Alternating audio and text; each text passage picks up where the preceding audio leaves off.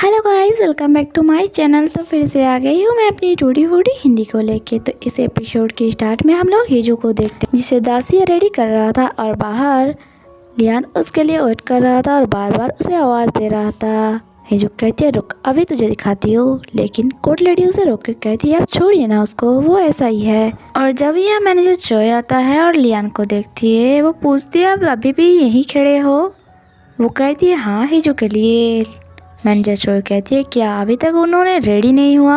उधर event start हो गया है और तभी हिजू बाहर आता है और जिसे देख के वो लोग देखता ही रह जाता है। इधर हम लोग चाइल्ड किंग को देखते हैं जो उस पार्टी के लिए रेडी हो रहा था। कोर्ट लेडी कहती है क्या आपको नहीं लगता वहाँ आपके जाना ठीक नहीं है। वो कहती है नहीं मैं जाऊंगी क्योंकि अंकल ने मुझे जाने के लिए कहा है। इधर हम लोग क्वीन को देखते हैं, पीएम भी रेडी होके आया था जिसे देख के क्वीन हैप्पी होता है। इसके बाद वो दोनों पार्टी में पहुँचती है जहाँ जियोंगमू नाम की उसी लड़की को हम लोग देखते हैं जो क्वीन को थैंक्स कह रहा था इस पार्टी में उसे बुलाने के लिए। वो कहती है ठीक है, एंजॉय योर टाइम। और जब पीएम इस लड़की के बारे में पूछती है वो बता देती है मैं इस लड़की को लियान के साथ शादी करवाने के लिए सिलेक्ट की हूँ। तभी यह हिजू और लियान आ जाता है। दोनों को एक साथ बहुत ज़्यादा अच्छा लग रहा था। क्वीन यहाँ म्यूजिक प्ले करने के लिए कहा और वो दोनों डांस करने लगा। यहाँ सारे गेस्ट उन दोनों को ही देखे जा रहा था। हिजू कहता है लेकिन मुझे मजा नहीं आ रहा है। लियान कहती है रुको और वो घुटने टेक के हिजू को शादी के लिए प्रपोज कर देता है सारे गेस्ट के सामने। और ये देख के तो क्वीन बहुत हैरान होता है और ऐसा देख रहा था जैसे कि उसकी आंखें ही निकल कर बाहर आ जाएगा, क्योंकि कुछ देर पहले भी वो पीएम को बता रही थी मैं बस लियान के लिए हिजू को इस पार्टी में इनवाइट किया है क्योंकि उसने ही कहा था कि हिजू को वो एक गुड बाय गिफ्ट देना चाहता है। लेकिन प्रेजेंट टाइम में ऐसा कुछ देख के तो उसे पता चलता है लियान उसके साथ गेम खेला है। वेल पार्टी में सब लोग हिजू को यस बोलने के लिए चेयर अप कर रहा था और वो भी यस कह देता है। इसके बाद वो दोनों किंग के पास जाता है शादी के परमिशन लेने के लिए, जहाँ आयरन अपनी बेटी को इशारों में ही मना करने के लिए कह रहा था। लेकिन किंग उनकी बात नहीं सुनती और वो दोनों को ब्लेसिंग दे देती है कि मैं चाहती हूँ तुम दोनों शादी करो और पूरी जिंदगी खुश रहो।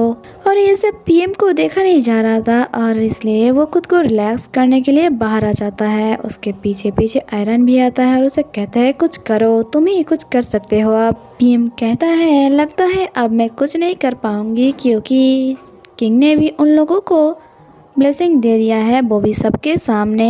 आयरन कहता है तो क्या हुआ, तुम्हें कुछ करना ही पड़ेगा। वो गुस्सा होकर वहाँ से चला जाता है। इधर हम लोग दोही को देखते हैं जो पैलेस में आया था और मैनेजर चोय को पूछ रहा था यह नेटवर्क क्यों नहीं लग रहा है, मुझे कुछ अर्जेंट काम करना है। वो कहती है क्योंकि पैलेस में पार्टी चल रहा है लेकिन तुम्हें वर्ड कनेक्शन मिल सकती है, मेरे साथ आओ। इधर पार्टी के अंदर वही तीनों लड़की जो किसी भी इवेंट में हिजू को लेके मजाक उड़ाता था वो आज वो उन दोनों को आके कांग्रेचुलेशंस कहती है। तभी यहाँ क्वीन आ जाता है और वो लियान को डांस की ऑफर करता है। इसके बाद हम लोग देखते हैं वो लोग डांस कर रहा था और क्वीन उसे कह रहा था बहुत अच्छा चाल चली तुमने, लेकिन फिर भी तुम मुझसे जीत नहीं पाओगे।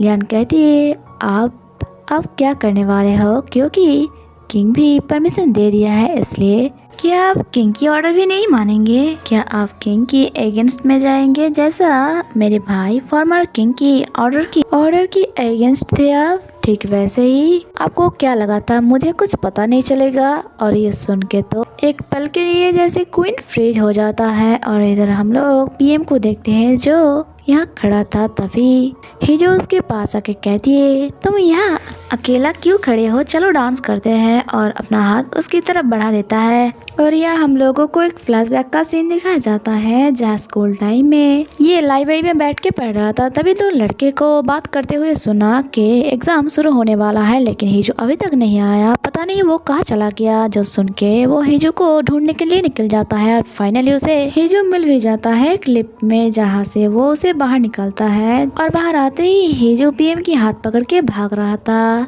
उसे कुछ समझ नहीं आ रहा था। हिजू बताती है एग्जाम स्टार्ट हो गया है लेकिन मैं अगर जाके कहो कि मैं किसी प्रॉब्लम में पड़ गई हूँ, कोई विश्वास नहीं करेगा मेरी बातों का, इसलिए मैं चाहती हूँ तुम जाके कहो सबको। जो सुन के जो मिनसुक उसकी हाथ पकड़ के और भी तेज दौड़ने लग जाता है। सीन प्रेजेंट में शिफ्ट होता है जहाँ वो लोग डांस कर रहा था। यहाँ हिजू कह रहा था बस तुम ही मेरी एक फ्रेंड हो जो मुझे हेल्प या सपोर्ट कर सकता है, अगर तुम भी पीछे हट गए तो मेरी सपोर्ट में कोई नहीं रहेगा। पीएम कहती है ठीक है, लेकिन तुम्हें वादा करना पड़ेगा कि मेरे से तुम कुछ भी बात छुपाओगे नहीं और ना ही कभी झूठ कहोगे। वो कहती है ओके। इसके बाद हम लोग लियान और हिजू को एक साथ देखते हैं जहाँ हिजू उसी अंगूठी को देख के खुश हो रहा था और कह रहा था लग रहा है ये बहुत ज्यादा एक्सपेंसिव है। लियान कहती है हाँ बहुत ज्यादा एक्सपेंसिव, ये मुझे मेरे मॉम ने दिया था, मेरे पापा मुझसे प्यार नहीं करता था और कभी भी मुझे कुछ नहीं देता था। हिजू कहती है क्या ये अंगूठी मैं हमेशा के लिए रख सकती हूँ? वो कहती है सपना देखना बंद करो, जैसे ही हम लोगों का डिवोर्स होगा वैसे ही तुम ये अंगूठी मुझे लौटा दोगे। यहाँ हिजू को देख के लियान अट्रैक्ट हो रहा था और बहुत रोमांटिक तरीकों से उसकी बाल कान के पीछे कर देता है। नेक्स्ट सीन में हम लोग दोही और मैनेजर चोई को देखते हैं जो लोग फ्लावर सेट कर रहा था और यहाँ फ्लावर के बारे में दोही बहुत कुछ बोल रहा था, जैसे कि कौन सी कलर की फूल किसके लिए यूज करते हैं। उसकी इतना नॉलेज देख के मैनेजर चोई से पूछती है तुम्हें सब कैसे पता है? वो कहती है क्योंकि मेरी पेरेंट्स का फ्लावर शॉप है। और मैनेजर चोई उसे और कुछ कहता तभी यहाँ हिजू और लियान आ जाता है। हिजू कहती है इधर इधर क्या हाल है? दोही उसे आर्टिकल खोल के दिखाती है जहाँ सारे पब्लिक पॉजिटिव कमेंट कर रहा था। वो कहती है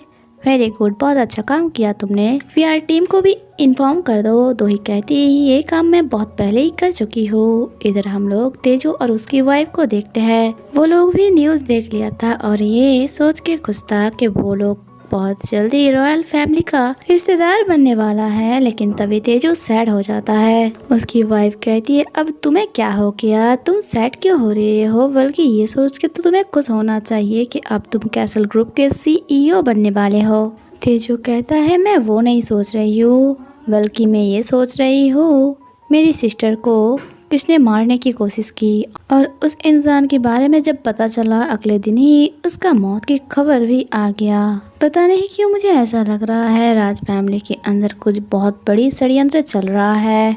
इधर हम लोग एनपीओ को देखते हैं जो क्वीन के साथ मिलने के लिए आया था और वो क्वीन को कह रहा था आप उन दोनों की शादी के लिए राजी कैसे हो गए? क्वीन कहती है क्योंकि मुझे लग रहा है मेरी हस्बैंड की विल के बारे में प्रिंस को पता है। और हम लोगों को फ्लैशबैक का एक सीन दिखाया जाता है जहाँ किंग विल में लिखा था कि वो अपना राजगद्दी से इस्तीफा देना चाहते हैं और उसमें अपनी भाई मतलब प्रिंस को बिठाना चाहता है। और इस बारे में जब क्वीन को पता चला था वो उसी बिल को लेके जला के कहती है ऐसे जीने से अच्छा है तुम्हें मर ही जाना चाहिए। प्रेजेंट टाइम में क्वीन एनपीओ को कह रहा था उसे अपना खेल खेलने दो और मैं श्योर हूँ फ्यूचर में ये हिजू ही उसका वीक पॉइंट बनने वाला है, इसलिए इस मौके का हम लोग फायदा उठाएंगे। इधर हम लोग डैड को देखते हैं जो उसी न्यूज़ को देख रहा था। तायोंग डैड को खुश होकर बता रहा था डैड हम लोग बहुत जल्दी रॉयल फैमिली की रिलेटिव बनने वाले हैं। लेकिन डैड खुश नहीं थे और वो कहती है पता नहीं ये सब क्या हो रहा है, लेकिन मुझे ठीक नहीं लग रहा है। और तायोंग को कहती है अपनी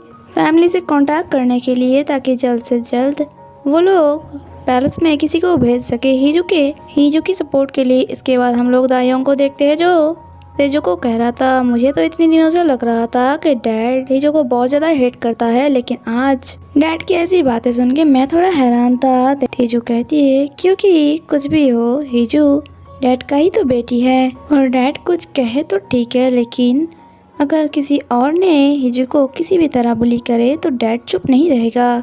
इसके बाद हिजू उन लोगों से मिलने के लिए आया था जहाँ तायोंग उसके हाथ की वही अंगूठी देख रहा था और तेजू कह रहा था अब तुम तो रॉयल फैमिली की बहू बनने वाले हो, इसलिए कैसल ग्रुप मुझे दे के जाना। हिजू कहती है वो सब छोड़ो, ये बताओ मैंने तुम्हें जो काम दिया था क्या वो हुआ? तेजू बातें को घुमा फिरा के जवाब देती है उस इंसान को हम लोग ढूंढ लिया था लेकिन पता चला उसकी मौत कल ही हो गया है। जो सुन के हिजू गुस्से में कहती है साले को मेरे हाथ में मरना चाहिए था और अपना हाथ सोफे पे मारने लग जाता है। और यही पे एपिसोड खत्म होता है। आगे क्या होता है वो जानने के लिए स्टे कनेक्टेड। Bye bye.